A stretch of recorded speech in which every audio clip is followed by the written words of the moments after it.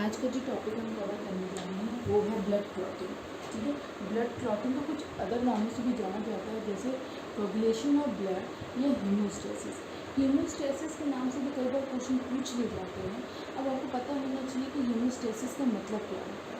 Haemostasis एक natural process होता है जिसमें जो बॉडी होती है अपने आप ही इंजरी को ठीक कर लेती है। ठीक है, तो उस प्रोसेस को बोलते हैं हीमोस्टेसिस। अब ब्लड क्लॉटिंग में कैसे ये हीमोस्टेसिस प्रोसेस वर्क करता है उसको देखते हैं। जब भी हमारी कोई भी टिश्यू इंजर्ड होती है तो क्या होती है, वो रिलीज़ करती है थ्रोम्बोप्लास्टिन। ठीक है, साइड में जो हमारी ब्लड प्लेटलेट्स होती हैं वो क्या हो जाती है, डिसइंटीग्रेट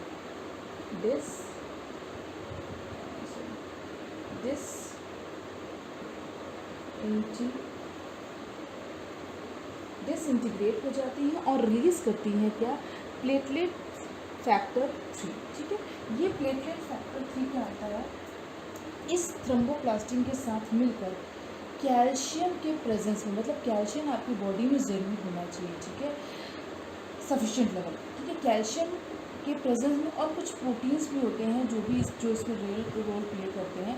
इतना डीप में पढ़ने की ज़रूरत नहीं है, बस ये जान लीजिए कुछ प्रोटीन्स होते हैं और कैल्शियम होते हैं। इनके प्रेजेंस में ये थ्रोम्बोप्लास्टिन और ये प्लेटलेट्स फैक्टर 3 किसको एक्टिवेट कर देती है, प्रोथ्रोम्बिनेज को साइड बाय साइड याद करते जगह यही पे याद हो जाएगा। थ्रोम्बोप्लास्टिन प्लेटलेट फैक्टर 3 ने किसको एक्टिवेट कर दिया, प्रोथ्रोम्बिनेज को, इसको एक्टिवेट कर दिया। अब ये प्रोथ्रोम्बिनेज के दो काम होते हैं। पहला काम क्या होता है, ये हिपैरिन, जो हिपैरिन होता है ब्लड में, जिसका काम क्या होता है, ब्लड को क्या करता है, ये लिक्विड फॉर्म में रखता है। ठीक है, मतलब सॉलिड नहीं होने देना, जल फॉर्म में नहीं रहने देता, लिक्विड में ही बनाए रहते हैं, जिससे क्या हो, ब्लड वेसल में इसका फ्लो अच्छे से हो पाए। ठीक है, तो हिपैरिन को सबसे पहले क्या करता है, इनएक्टिवेट करता है। उसके बाद रिएक्शन होती है जिसको ये मीडिएट करता है, ये कैटलाइज करता है। कौन सी रिएक्शन होती है, वो क्या होता है, प्रोथ्रोम्बिन को चेंज करता है थ्रोम्बिन में। प्रोथ्रोम्बिन को किस में चेंज करता है, थ्रोम्बिन में। ये प्रोथ्रोम्बिन क्या होती है, इनएक्टिव स्टेज में होती है, इसको ये एक्टिव स्टेज में चेंज करता है। जहाँ भी प्रो लगा होता है ना, इसका मतलब वो चीज़ हमेशा इनएक्टिव स्टेज में होगी। ठीक है, तो प्रोथ्रोम्बिन को थ्रोम्बिन में ये एक्टिवेट कर देगा।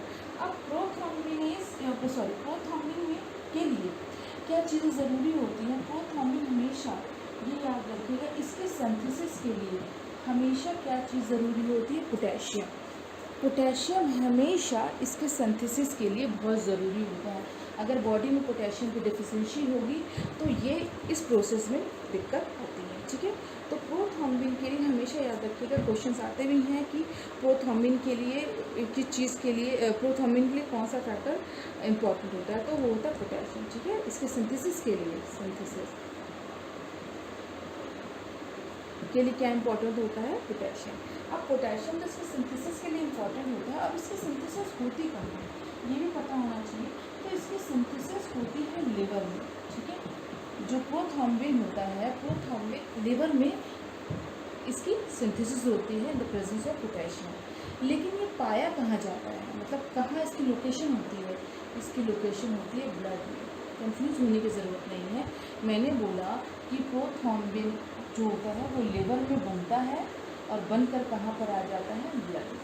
मतलब इसकी सिंथेसिस तो लिवर में हुई, बट ये पाया कहाँ जाएगा, ब्लड में। ठीक है, ब्लड में ये आ गया। ठीक है, अब ये प्रोथ्रोम्बिन क्या करेगा, प्रोथ्रोम्बिनेज की प्रेजेंस में और कैल्शियम की प्रेजेंस में थ्रोम्बिन में चेंज हो जाएगा। ठीक है, यहाँ तक बात क्लियर हुई।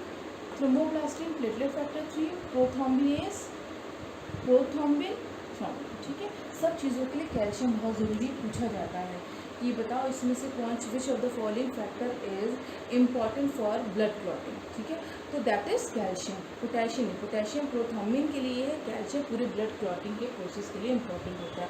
अगर कैल्शियम की डिफिशिएंसी होगी, कैल्शियम की कमी होगी, तो क्या होगा, ब्लड क्लॉटिंग का प्रोसेस भी स्लो हो जाएगा। ठीक है, यहाँ तक बात समझ में आ गई होगी, बहुत ही ईजी है, कुछ भी डिफ़िकल्ट नहीं बताया मैंने। ठीक है, अब क्या होगा, अब यहाँ से प्रोथ्रोम्बिन से थ्रोम्बिन बन गया। ठीक है, अब ये थ्रोम्बिन क्या करेगा, दूसरी एक रिएक्शन को मीडिएट करेगा, कैटलाइज करेगा। क्या वो रिएक्शन है, क्या करेगा वो, फिब्रिनोजन को फिब्रिन में चेंज कर देगा, फिब्रिनोजन को फिब्रिन में चेंज कर देगा, ठीक है। और ये फिब्रिन क्या होते हैं, ये फिब्रिन होते हैं आपके थ्रेड्स ऑफ प्रोटीन, प्रोटीन्स के धागे होते हैं। धागे पता है ना, धागे क्या होते हैं, धागे तो पता ही होंगे धागे क्या होते हैं।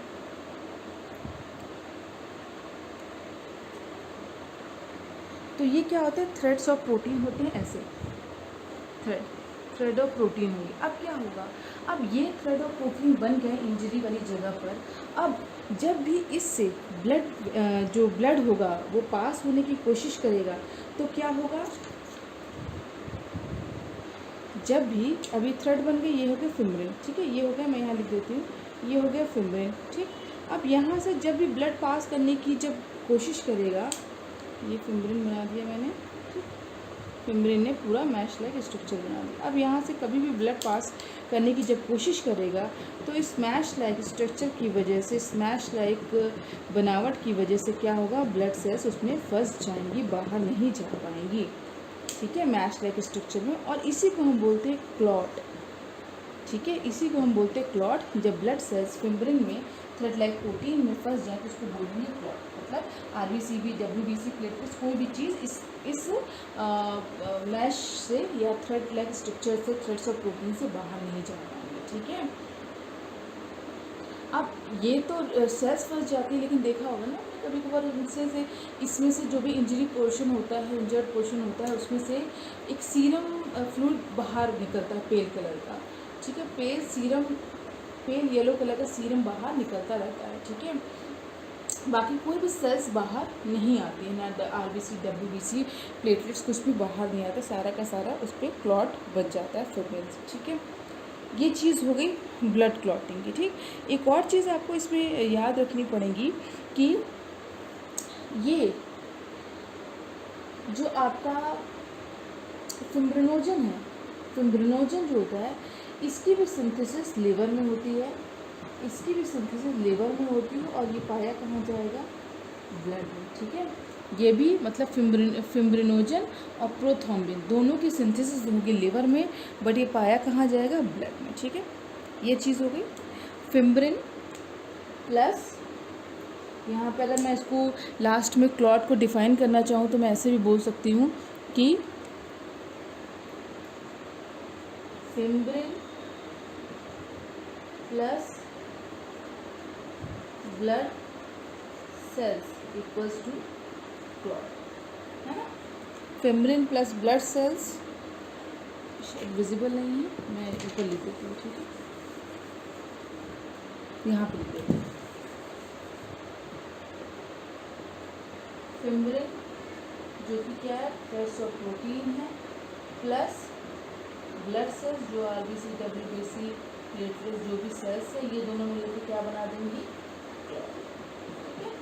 बहुत ही इजी है, इसमें कुछ रटिएगा मत, समझने की कोशिश करेंगे, अपने आप चीज़ें समझ में आ जाएंगी। इंजर्ड टिश्यू रिलीज़ करेंगे थ्रोम्बोप्लास्टिन को, ब्लड प्लेटलेट्स रिलीज़ करेगा प्लेटलेट फैक्टर 3 को, ठीक है।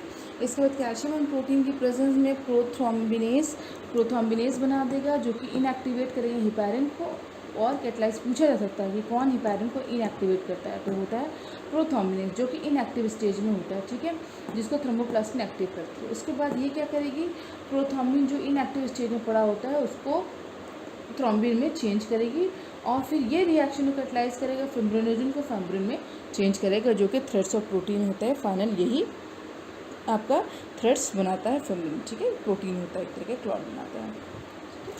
इसमें अगर कोई डाउट आपको आया हो, कोई चीज़ समझ में ना आई हो, तो कमेंट बॉक्स में कमेंट करके आप मुझसे पूछ सकते हैं। अगर ये वीडियो मेरा पढ़ाया हुआ आपको समझ में आया हो तो please like, share and subscribe करना ना भूलें। अगले वीडियो के लिए मेरे साथ जुड़े रहिए, तब तक के लिए टाटा, बाय बाय।